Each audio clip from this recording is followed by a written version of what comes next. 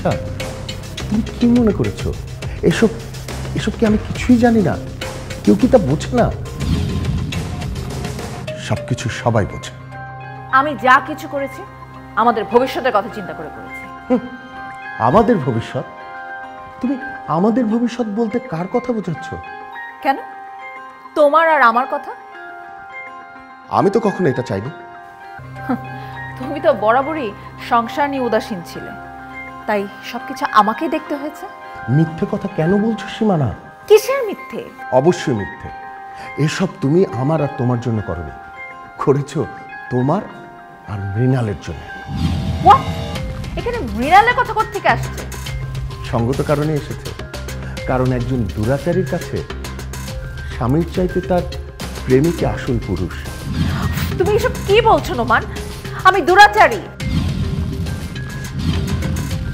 যে স্ত্রী তার হাজবেন্ডকে রেখে অন্য পুরুষের কাছে নিজেকে সমর্পণ করে তাকে কি বলা হয়? দুরাচারী বলা হয়। না জেনে শুনে তুমি আমাকে এভাবে অপবাদ দিতে পারো না নোমান। শোনো সীমানা, শাক দিয়ে মাছ থাকার চেষ্টা করবে না। আচ্ছা, মৃণালের সাথে কি তোমার কখনোই সম্পর্ক ছিল না? হ্যাঁ ছিল, এখন নেই। যা অতীত সেটা নিয়ে কেন এখন এত প্রশ্ন করছো? আর তাছাড়া মৃণালের সাথে আমার শৈশবের একটা বন্ধুত্ব ছিল। শুধু বন্ধুত্ব ছিল? না, বন্ধুত্ব থেকে একটা ভালো লাগার সম্পর্ক তৈরি হয়েছিল। তার জন্য তো আমাকে কম ভোগান্তি সহ্য করতে হয়নি। কিন্তু সেই চ্যাপ্টার তো কবে ক্লোজ হয়ে গেছে। আর এসব নিয়ে তুমি এখন কেন কথা বলছো? তুমি চাওনি বলেই কিন্তু আমি ওকে কোম্পানি থেকে সরিয়ে দিয়েছি। সীমানা, ওসব না তোমার লোক দেখানো অভিনয় মাত্র। আমি অভিনয় করছি? হ্যাঁ, অভিনয়। কারণ তুমি চাও না প্রকাশ্যে মৃণালের সাথে তোমার যে যোগাযোগ সেটা সবাই জানো। কিন্তু অন্তরালে তুমি ঠিকই মৃণালের সাথে যোগাযোগ রাখছো।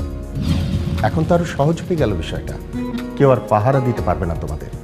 তুমি আসলে মানসিকভাবে অসুস্থ হয়ে পড়েছো। তোমার আসলে দ্রুত চিকিৎসার দরকার। যেমনটা তুমি আরমানের বেলায় করেছিলে। আরমানকে মানসিক ভারসাম্যহীন সাজিয়ে তোমার বোনকে তার ঘাড়ে চাপাতে চাচ্ছিলে, তাই তো? কিন্তু আমাকে চিকিৎসা করিয়ে তোমার কি লাভ হবে সীমানা? আমার তো তেমন কেউ নেই।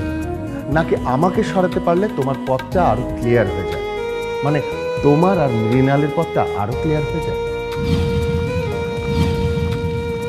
এসব তুমি কি বলছো নোমান? সত্যি তোমার মাথা খারাপ হয়ে গেছে। তোমার মুখে যা আসছে তুমি তাই বলে যাচ্ছ। আমি তো বলতে চাইনি, তুমি আমাকে বাধ্য করেছো।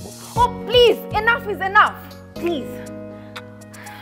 আমি আসলে পাগল হয়ে যাব তোমার কথা শুনে। এক কক্সবাজারে যাওয়ার নিয়ে তুমি আমাকে যা তা বলে যাচ্ছ। This is not okay. তোমার যেখানে মন চায় তুমি সেখানে যাও, আমি তোমাকে কোনো রকম কোনো বাধা দিব না। That's it.